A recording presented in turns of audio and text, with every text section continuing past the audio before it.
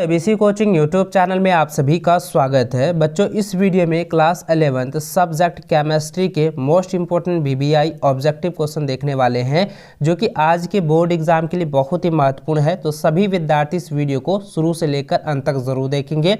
Video में बताए गए हर एक क्वेश्चन को एग्जाम से पहले आप लोग को रिवीजन कर लेना है, याद कर लेना है। और बच्चों, इस वीडियो को अपने सभी दोस्तों के साथ शेयर करते हुए एक लाइक जरूर कर देंगे। चैनल पर पहली बार आए हैं तो रिक्वेस्ट है कि चैनल को सब्सक्राइब करने के साथ बेल आइकन को भी प्रेस कर लें, ताकि आगे भी इसी प्रकार की मैं आप लोगों को हेल्प करता रहूंगा। तो चलिए बच्चों, क्वेश्चन की ओर चलते हैं। तो देखिए बच्चों, और भी सब्जेक्ट का जो है ना वीडियो आप लोगों को प्ले स्टोर मिल जाएगा। प्ले लिस्ट का लिंक जो है डिस्क्रिप्शन में मिल जाएगा, नहीं तो आप प्ले स्टोर चेकआउट एक बार जरूर कर लीजिएगा। वहां से आप लोग अच्छे से तैयारी कर सकते हैं, अच्छे से उसको जो है अपना जो है तैयारी को मजबूत कर सकते हैं। तो चलिए बच्चों, क्वेश्चन की ओर चलते हैं। तो देखिए, सबसे पहला जो प्रश्न दिया गया है कि the number of moles present in 6 gram of carbon is, यानी कि 6 ग्राम कार्बन में मोलों की संख्या कितनी होगी। तो देखिए बच्चों, मोलों की संख्या ज्ञात करने के लिए मैंने पहले भी आप लोगों को बताया हुआ है। ठीक उसी प्रकार से दोस्तों, मैंने जिस प्रकार से आपको नॉमरिकल में बताया हुआ है, तो उसमें जो है आपको जो मैंने बताया था उसी फॉर्मूले के अनुसार आपको यहाँ पे अगर याद करें तो 6 ग्राम कार्बन में मोलों की संख्या हो जाएगा 0.5 मोल। ठीक है, तो ऑप्शन जो है 20 का सही आंसर होगा। नेक्स्ट क्वेश्चन देखिए, दिया गया है कि which of the flowing has highest IE1, यानी कि किसका जो है IE1 जो है मान सबसे अधिक होगा। तो बच्चों, इसका आंसर हो जाएगा नाइट्रोजन का। ऑप्शन ए इसका सही आंसर होगा। ठीक है, इसको आप लोग जो है एकदम रिवीजन कर लीजिएगा, याद कर लीजिएगा। चलिए नेक्स्ट क्वेश्चन देखिए, दिया गया है कि which of the following waste the most, यानी कि कहता है निम्नलिखित में से किसका द्रव्यमान जो है सर्वाधिक होगा। यानी दोस्तों, 1 मोल सोडियम का, यानी कि 1 मोल Na का जो मान होगा वो सर्वाधिक होगा, सबसे अधिक होगा। ऑप्शन सी इसका सही आंसर होगा। ठीक है, चलिए अगला प्रश्न की ओर चलते हैं। देखिए बच्चों, ये अगला प्रश्न जो दिया गया है चौथा नंबर, ये बहुत इंपॉर्टेंट है आपके एग्जाम के लिए। इसको आप लोग जो है एकदम रिवीजन कर लीजिएगा। देखिए यहाँ पे सवाल दिया गया है कि एक कार्बनिक यौगिक कार्बन हाइड्रोजन तथा ऑक्सीजन से मिलकर बना है। ठीक है, जरा ध्यान दीजिएगा कि यहाँ पे कहता है कि कार्बन यौगिक जो है वो कार्बन यौगिक क्या है, वो हाइड्रोजन और ऑक्सीजन से मिलकर बना हुआ है।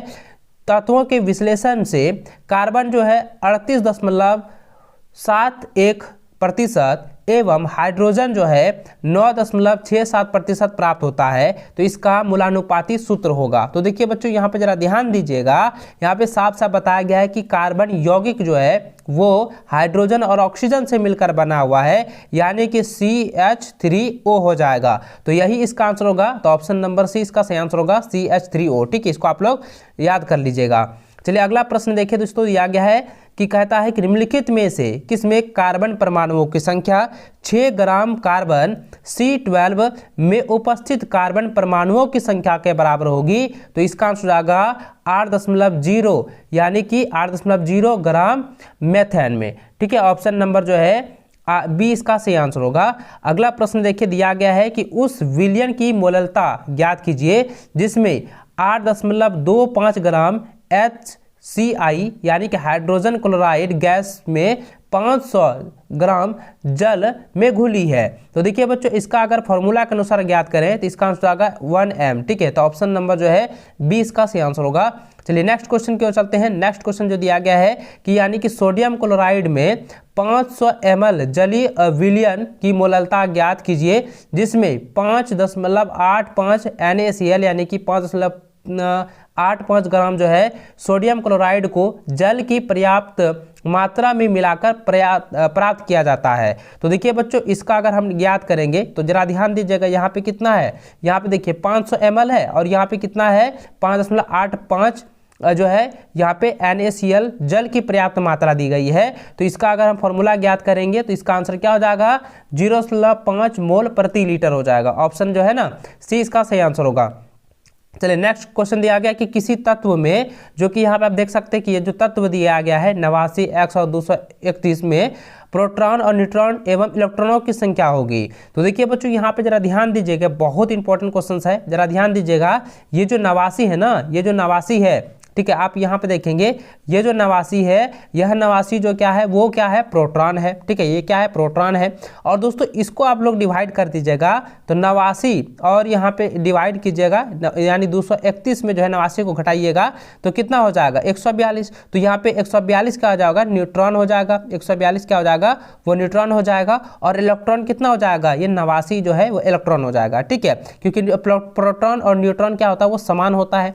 तो ऑप्शन जो है ना बी इसका सही आंसर होगा। चलिए आगे बढ़ते हैं। अगला सवाल दिया है कि वे परमाणु जिनकी द्रव्यमान संख्या समान परंतु परमाणु संख्या भिन्न होती है वे कहलाती है, वे जो है समभारिक कहलाती है। ऑप्शन ए इसका सही आंसर होगा। अगला सवाल दोस्तों दिया गया है कि किसी ग्रुप में समान भौतिक और रासायनिक गुण वाले तत्व पाए जाते हैं क्योंकि इनमें जो है ना संयोजी इलेक्ट्रॉनों की संख्या समान होती है। ऑप्शन सी इसका सही आंसर होगा। आगे बढ़ते हैं। अगला सवाल दोस्तों दिया गया है कि हैलोजन जो है ये किसमें प्रेजेंट होते हैं, तो हैलोजन जो है वो पी समूह में यानी पी ब्लॉक में जो है प्रेजेंट होते हैं, उपस्थित होते हैं। ऑप्शन ए इसका सही आंसर होगा। अगला प्रश्न 12 नंबर देखिए दिया गया है कि चुंबकीय कक्षक क्वांटम संख्या सूचित करता है, तो ये क्या सूचित करता है, यह जो है सूचित करता है उपकोष का त्रिविमीय अभिविन्यास को जो है यह सूचित करता है। ऑप्शन सी इसका सही आंसर होगा। अगला प्रश्न जो है 13 नंबर देखें दिया गया है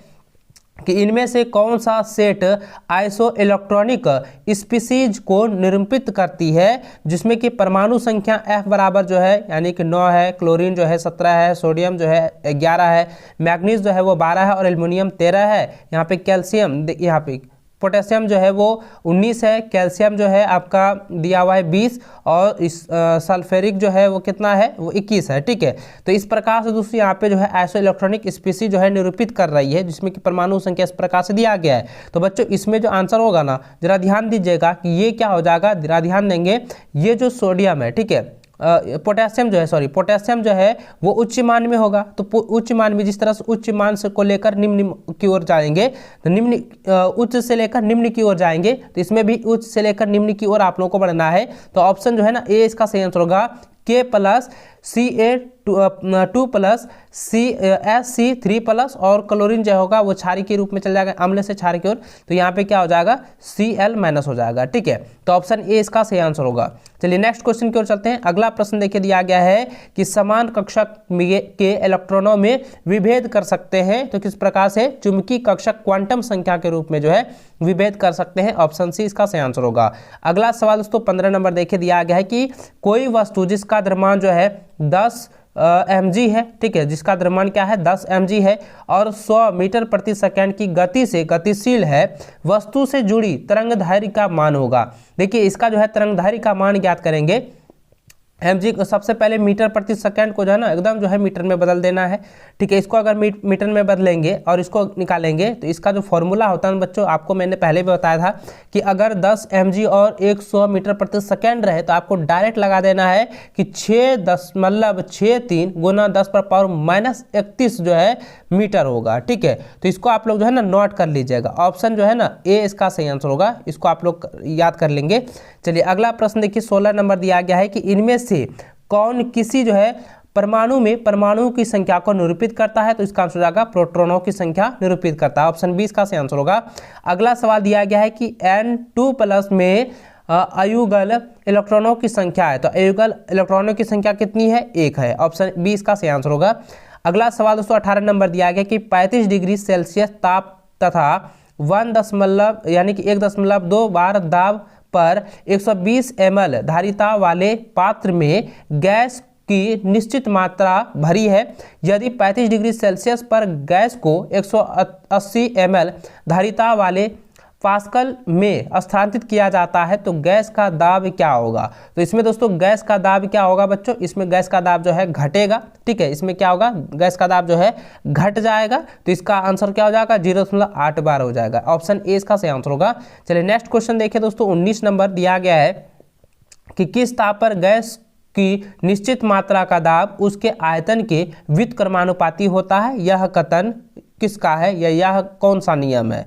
तो बच्चों यह जो है बायल का नियम है। ऑप्शन जो है ए इसका सही आंसर होगा। अगला प्रश्न जो है 20वां नंबर दिया गया है कि आदर्श गैस वह है, ठीक है, आदर्श गैस वह है जो सभी गैस नियमों का पालन करता है? तो इसका आंसर होगा सभी प्रायोगिक अवस्थाओं में। ठीक है, ऑप्शन बी जो है इसका सही आंसर होगा। ठीक है, चलिए अगला सवाल दिया गया है कि किसी गैसीय मिश्रण में कुल दाब बराबर होता है, प्रत्येक गैस के आंशिक दाब के योग के बराबर होता है। ऑप्शन ए इसका सही आंसर होगा। अगला प्रश्न दोस्तों 22 नंबर दिया गया है कि एसटीपी पर किसी गैस के 4.4 ग्राम का आयतन 2.24 लीटर है। ठीक है, यह गैस है, तो यह गैस क्या होगा, जरा ध्यान दीजिएगा। एसटीपी पर जो है किसी गैस यानी एसटी पर जो है CO2 गैस के जो है होगा, तो यानी कि CO2 इसका आंसर होगा। ऑप्शन नंबर जो है एकदम बी जो है इसका सही आंसर होगा। ठीक है, चलिए आगे बढ़ते हैं बच्चों। अगला सवाल देख सकते हैं 23 नंबर दिया गया है कि आक्रमणकारी अभिकर्मक की उपस्थिति में बहुआबंध कार्बनिक यौगिकों के प्रदर्शित होने वाला प्रभाव है, तो इसको हम लोग कहते हैं इलेक्ट्रोमेरी प्रभाव। इलेक्ट्रोमेरी प्रभाव कहते हैं। ऑप्शन बी इसका सही आंसर होगा। अगला सवाल दोस्तों 24 नंबर दिया गया है, जो कि आप देख सकते हैं कि यह जो है एक अभिक्रिया है, समीकरण है। ठीक है, इस समीकरण का जो है उदाहरण आपको बताना है कि यह जो समीकरण है यह कौन सा उदाहरण है। तो बच्चों यह जो है प्रतिस्थापन अभिक्रिया है। ठीक है, क्योंकि दोस्तों इसमें क्या है कि यह जो है स्थान को परिवर्तित करता है। ठीक है, क्या होता है, स्थान को परिवर्तित कर रहा है, अपने एक जगह से दूसरे जगह को प्रतिस्थापन कर रहा है।